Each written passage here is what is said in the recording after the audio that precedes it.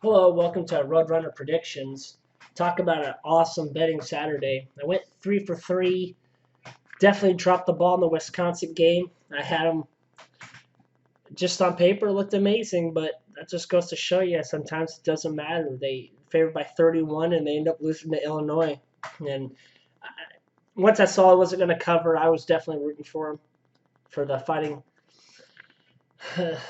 I just can't believe that. They just two interceptions from Wisconsin that both led to touchdowns for Illinois to pull off the win. That was a spectacular. And then I'm watching some Kentucky Georgia boring game. I love rating wet games and stuff, but man, it's just boring, exhausting watching that. So then I'm like, I need some more flavor too. Oregon versus Washington, what a great game. That's about exactly how they both played out on paper. Oregon was supposed to win by anywhere from 1 to 3 points, and they ended up giving a solid cover at 4. I think it was 3.5, but we had the over. We hit the over within the third quarter, before the halfway point of the third quarter. So that was super sweet. We're just looking great there, but we missed the under. I'm sorry, we missed the over on the Georgia Kentucky game. And weather, I feel like, did have a lot to do with it. But even if it wasn't raining, it wouldn't have hit because Georgia was playing not to lose instead of playing to win. I hate seeing teams do that. It actually sickens me. Then Kansas, Les Miles just showing up at Texas Longhorn Stadium, giving them the business, 48-50. That was sick. I wanted to be a Rock Chalk Jayhawk just for one day there. That'd have been sick. But like always, usually they don't pan out and it doesn't end the way you want it to, and the better team did prevail, but something magical is happening there in Kansas. We'll say that. Michigan 21 to Penn State 28. We hit our cover there by 7 points. We were getting 9. Too big of a, like I said, just too big of a program to let 9 points go. They're still so solid, and Penn State was in control of the whole game. Don't get me wrong, and Penn State is the better team because they could actually score points, and they're just a defensive monster. They're just something else right now. But that game went close to about how I thought it was going to do, but I thought Michigan would play even a little bit better than that. Penn State kind of was slowing down towards the end, but that was enough to let Michigan get in and give us the cover. So all in all, we went 3 for 3. Nothing to complain about, but nothing to celebrate. I'm more negative on it because I spend a lot of time on this, but I think this was just a battered week. I don't think a lot of people expected some of the things to happen, and this is what makes college football so fun: is these must-win games, and then sometimes they do and sometimes they don't. Tennessee was able to give it up to Alabama a bit, give them the business. Alabama's quarterback goes down. I don't know how serious it is. They said Tau, I forget, I don't know, TAU, a high ankle sprain, which sucks. I don't root for any one of these kids to get hurt. I like to see them, especially if you like him, and he seems like a pretty stand-up guy. I like to see him go on to the next level as well, especially because I think the NFL really needs this new wave of kids coming in to do the job because a lot of these old guys are still just kicking ass. Aaron Rodgers, Tom Brady, Drew Brees. A lot of these guys are still just the staples in there. Don't get me wrong, Teddy Bridgewater is doing pretty good for just taking over, and everyone kind of expected them to not do as good as they are now. Even I, not gonna lie, when Drew Brees got hurt, I'm like, well, that could suck for them because they rely on the pass. If they're not delivering passes, it ain't happening. But Bridgewater's doing pretty good. He's just, I think, only 3% down on pass completion percent, so he's actually almost taken over with good edge, and he offers a little more mobility in the pocket, so he can extend plays a little bit longer. Well, I'm going to go ahead and go over the predictions real quick. Then I'm going to break down. I have 3 games here today. I have Raiders and Packers. I like the Raiders plus 4.5 and the under at 47. I think this game's just going to be a little more of a stalemate. I'll go into that, of course. Pats and Jets. We're taking the under at 44. The reason why I came up with that one is last time, if you combine the total points, it was at 34. Patriots haven't played anybody. It's hard to beat the same team twice with the same caliber. I always go with that theory, and that's pretty much what else. Most of my numbers on that might not even match my theory on there, but I just got to go with what I got. Saints and Bears. I like the Bears at -4, and that might be a little shocking to people, but I'll go ahead and go into it. Actually, let's just take off there. Let's go with the Saints and Bears. Actually, we'll start off with that one. Okay, number 9 Saints are 5-1, headed to number 11 Bears, who are 3-2. So they're both kind of about the same skill level. Points per game for the Saints is 21.3 to just 17.4 for the Bears. The over/under is 37. Series is tied all time at 15-15. Saints average 5.7 yards a play to the Bears 4.5. Saints rush the ball 40%, pass the ball 60%, and the Bears also rush the ball 40% and pass the ball 60%. I think if the Bears inverted that number right there, they would instantly be a better team. But that's on them.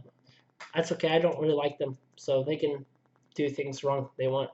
Being a Packers fan, I don't care about that. Completion percent for the Saints, incredibly high in the NFL, 71%. The Bears, actually surprisingly, is 68%. So maybe they're just going with, hey, we like the numbers. But there was some kind of stat which I couldn't find. It's every time the Bears have passed over 50 passes a game or 40 something, late 40s, they end up losing every game on it. And then it's like, well, yeah, I bet. Even when they have such a high completion percentage. Third down conversion is 43% for the Saints to 35. That is a little bit scary.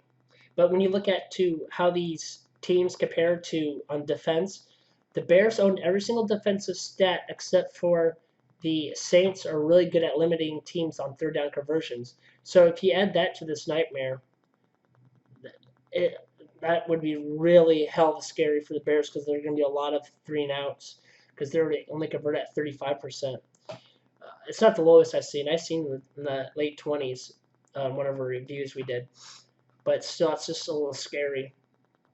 So the Saints are actually the better team on paper coming in. So why do I have this? Well, why do I take the Bears -4? I have the Saints are number 18 on the road. They don't play on the road as well.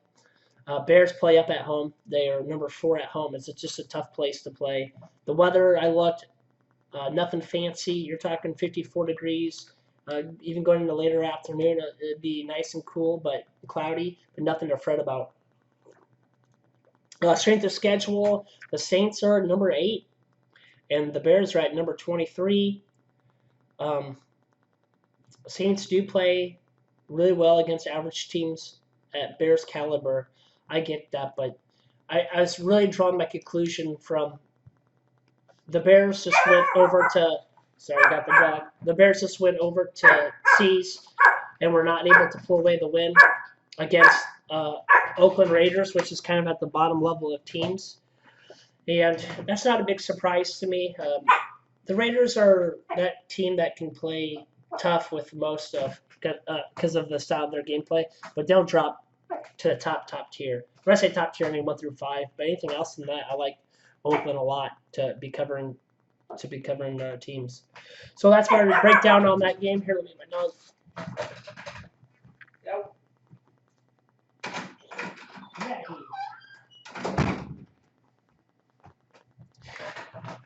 Sorry about that. So that's my breakdown on Bears vs. Saints. Let's go ahead and go into our game 2. We have Patriots and the Jets. Patriots and the Jets. Okay, Patriots are number 1 with 6-0, headed to number 27 Jets, who are 1-4. The spread is 10.5 for Patriots. I've seen it at 10 too, so I don't know. It depends on what site you're going off of. Average points per game. Oh, the over/under is 44. Points per game, 31.7 yards. 31.7 points for Patriots and 12.6 for Jets. Patriots lead series all time 66-54 with 1 tie.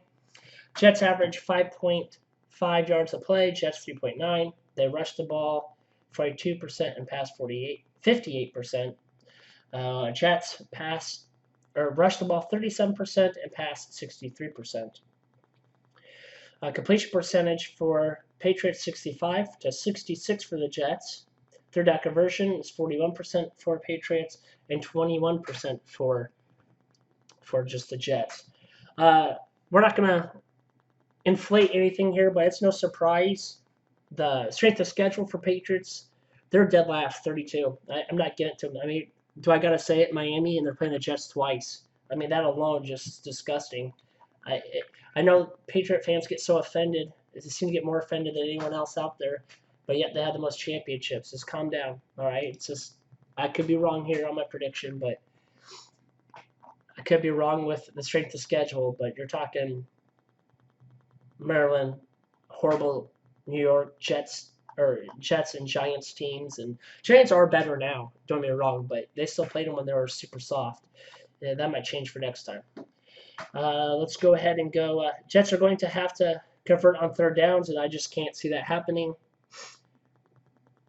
The Patriots are very good on defense. In fact, I think that's a stat that they own really well, is preventing teams from getting that big down. So Patriots are just one of the most disciplined teams. Of course, Bill Belichick doesn't take any disaster.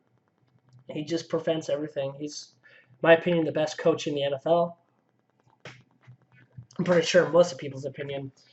New England is best on the road, so they're best at home too. But hopefully that's just because of the weak schedule they played. But so the things aren't going to change for the Jets. They're not even gaining an advantage for playing at home. I know that's stupid, but and the Jets actually, I think they have a better. No, it's just a slight margin. They average with their stats at home to even on road are almost similar. So another reason why they just don't gain any advantage on there. Last matchup, Patriots won this 30-14. Jets are coming off their big win against Dallas, so I think they're content on that. They're starting to look like they're more of a team, but I don't think it's going to be enough in this game. Patriots are consistent on both halves, and so are the Jets, but the Jets are consistent on both sides. So I'm not taking the points on this because it's just too much, even though they won by 14 last time, and so I think it's at 10, 10.5. I have it here at 10.5. So I just feel like it's still too much points to beat them twice that much. I think that number is very safe. 10 is what I really think Patriots are probably going to win by. But I like the under, and I know the under is low at 44, but like I said, the Jets, I think, are able to convert a little more and move the ball a little bit better. Not enough to win, but enough to keep the Patriots out of the end zone as much. And let's look at a low-scoring game between the two, and that's why I have the under at 44. All right, let's go for our final breakdown of the day for NFL on this beautiful Sunday morning. We have number 26 Oakland Raiders headed to number 6 Green Bay Packers. I like Oakland plus 4.5 and the under at 47. The average points per game for Raiders is 20.6, and to the Packers is 23.7. So if you were to add their total to their average gameplay, it's only 44.1. Guys, I'm telling you, the Packers trickled off that win. Everyone's kind of disappointed on that outcome. Fans and non-fans of the Pack. Some officiating. Clay Matthews tweeted out yesterday or a couple days ago regarding to how the officials are kind of ruining the game, and I back him up on that. I gave him a little comment. He's right. I hope the XFL does well. I love the NFL. I'm not dishing on it, but if I can get more football, I'll take it. But I like it. I'm hoping that the XFL can force the NFL to become better. I've seen this happen in video games, so I'm pretty sure it's going to happen to the NFL. The NFL is not going anywhere. They're not going to get overran. We know that. It's a given. But they might be able to do enough to make them better, and that, my friend, we like. So let me go ahead and go over the broad data here. We have the teams have met 13 times. Packers are 8-5 on it. In the matchup, So the Packers heavy on it. Yards of play is 5.7 for Oakland. Packers 5.5. Rush percent, the ball 45% and pass 55 for Raiders. To the Packers rush 40, pass 60. Completion percent 73% for Oakland Raiders. Completion percent for Packers is 63, and that's not a shocker. I think that number would be way up, but Packers just keep getting hurt. Devontae Adams out. Geronimo Allison out. They like to go to him on first and second downs, and Devontae Adams is their main third and fourth down guy. So that alone is enough to me to.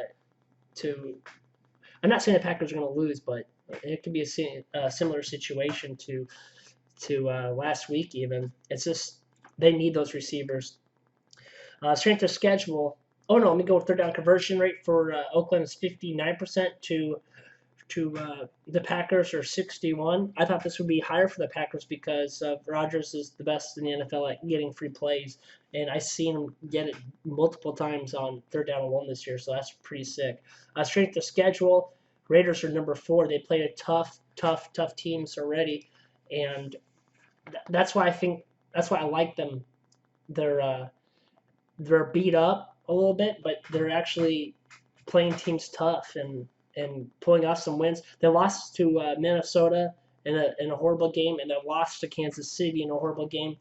So it looks like this caliber kind of team they don't perform well. But I just have that feeling with the sloppy gameplay and the injuries is why I have them in this game. Green Bay is just in the middle of the NFL against teams like Oakland, teams that are good but not great or not horrible. The Packers seem to give hiccups to. It's like a glitch in the system or in the middle of the pack. They just like, nah, it's not as fun for us. Rodgers likes his fun. Green Bay is a little above average at home. Oakland sucks on the road, and they're horrible in the second half. So I think they're able to actually come out, give a little staple. Then that's where I think Packers come back a bit, and they may even come back in the first half, late first half, but to make it a game. Oakland's coming off of a crap win, as we know over the Bears. I mean, not a crap win. I'm sorry, a good win over the Bears overseas, and the Packers are coming off their crap win against Detroit. Like I said, I just think that hiccup continues. It kind of seems like GB's that team that when they're kind of getting hicked up, they get hicked up and tripped up. But when they're on fire and don't touch them. I mean, you just take them, you ride them when everything's going right. That's all I have for you today. I hope you enjoy. If you agree with me, give me the thumbs up. If you disagree, give me the thumbs down. Thank you for watching. Enjoy your day, and let's watch some football.